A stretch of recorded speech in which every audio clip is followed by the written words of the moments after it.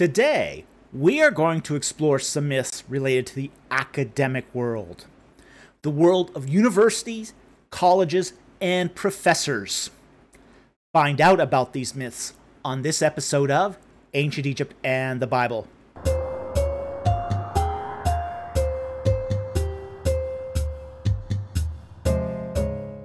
Today, we are going to talk about some of the myths and misconceptions of working in the academic world. So essentially, what are these myths that are associated with the occupation of being a professor? Somebody who works as a teacher at an institution of higher learning, also called a university, college, or simply the academy. Now, the academy is a closed ivory tower of politics replete with workplace tribalism and ritual. There's a lot that goes unspoken about what takes place behind cloistered doors. And today we are going to explore what happens in college hallways after class is dismissed. Myth number 1. All academics hold PhDs. The number of academics holding PhDs has increased over the years, as the number of PhD holders has also increased. However, it is not an absolute requirement for teaching at a college. Accreditation agencies typically require teachers have 1 degree higher than those being taught. So many community colleges and undergrad programs still employ those who hold no more than a master's degree. However, they are becoming a dying breed. Myth number 2. Academics are leftists that only teach wokeness and cultural Marxism. While true that advocacy studies, for example gender studies, has grown over the years, many university faculty remain conservative in their behavior, even though they may be reticent to say otherwise. That conservative behavior is driven by financial self-interest. For example, retirement investment accounts, 401ks, and Roth IRAs. And among faculty, the capital system plays a large role in their lives, even when they publicly espouse leftist ideas. I didn't say that many university faculty weren't also hypocrites.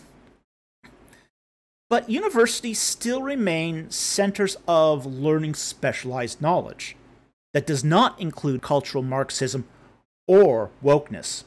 It is still the preeminent place to learn the sciences, engineering, and even many topics that are important for studying the Bible. So the myth is sort of a broad brush that mischaracterizes what the university system is like. Suffice it to say that there is still a lot of woke ideology and cultural Marxism that is being taught in universities today.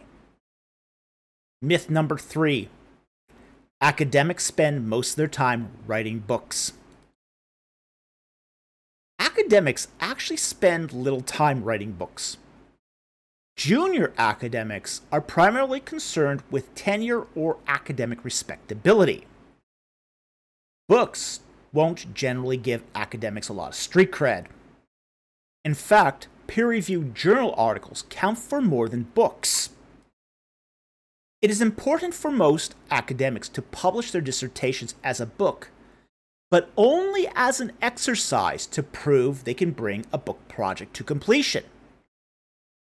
After that exercise, academics will generally not place much attention upon writing books. But a few select academics do focus on writing books. But if they don't get anything from the academy for writing books, why do they do it? Well, 2 reasons. First, books allow academics to do expansive treatments of a subject matter. In short, they have the opportunity to wax eloquent and be wordier in books than in articles. So A book will give them the space to do an expansive treatment of a topic that they can't otherwise do in a peer-reviewed journal article. And the second reason that they do books is money. Most academic books don't earn money or even break even. However, there are a few exceptionally talented writers that can write well for a lay audience.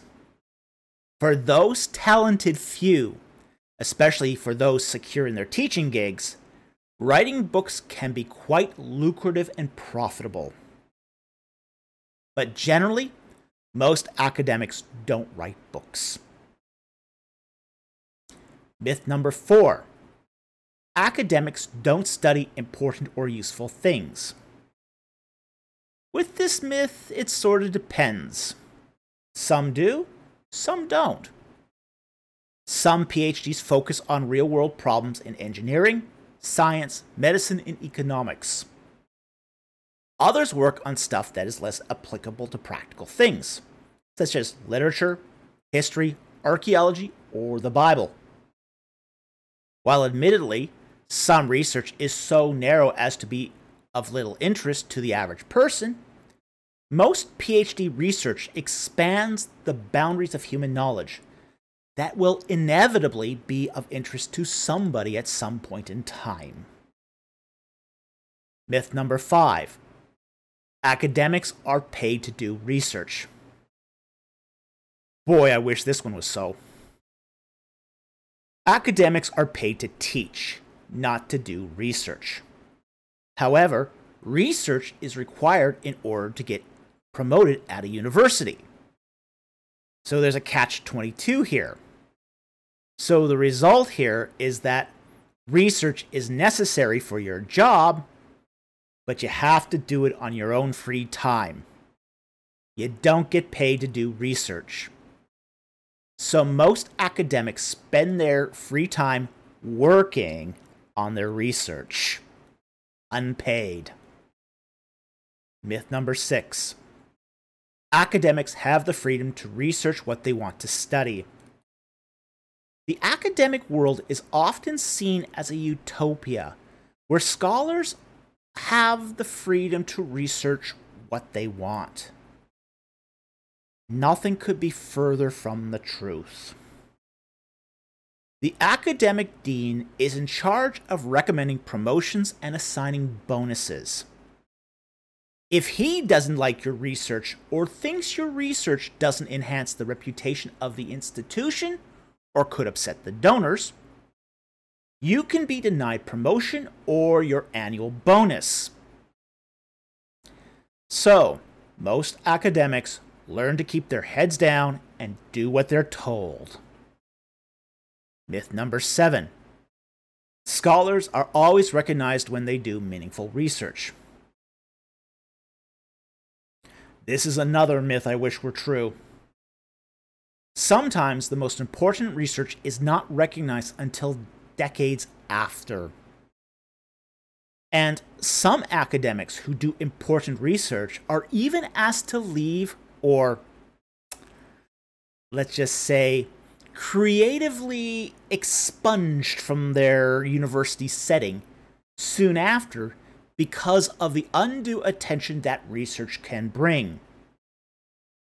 That unfortunate truth takes us to the next myth. Myth number 8. Colleges want to hire academics that are famous celebrities. You'd think that a college would want to hire famous and important academics that are also celebrities because they would bring in donors and new students to the institution.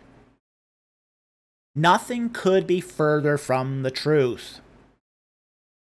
Academic institutions hate celebrities. Celebrities on staff invite jealousies, draw attention away from other research that is being done, and away from the departmental goals and objective, and even worse, disturb the tranquility of the academic environment through murmuring and gossip. In fact, even having a successful YouTube channel can be enough to disqualify one from holding an academic post, because academic institutions hate celebrity. Myth number 9. Academics always hold to the scholarly consensus. Okay, the truth of this myth will depend a lot upon how individual academics are trained and what institutional circles they hang around. Elitist and Ivy League type schools are more interested in maintaining the academic consensus. And as such, research from these institutions is often more incremental than groundbreaking. Institutions that are more focused on research tend to breed more iconoclastic scholars.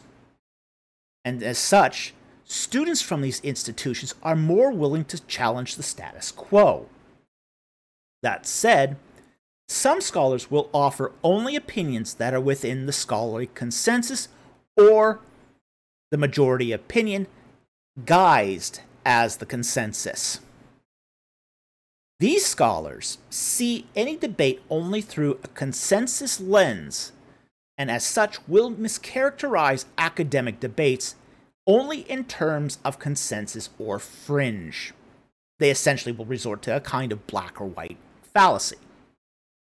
Of course, the nature of academic debates is more nuanced than that. However, it can leave the average person thinking that the academic discourse is more settled than it really is. And finally, myth number 10. Academics are always polite and professional.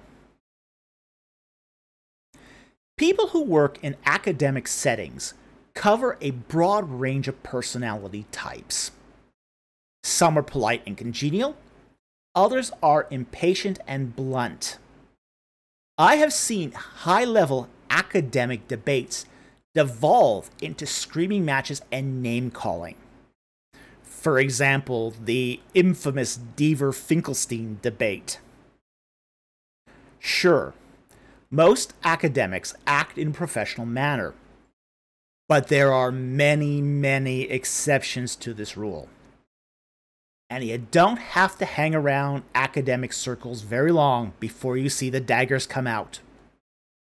So, that is 10 myths that cover the academic world and the occupation of being a college instructor or a university professor. We hope you found this interesting and informative. Thank you very much for watching, and I will see you next time on Ancient Egypt and the Bible.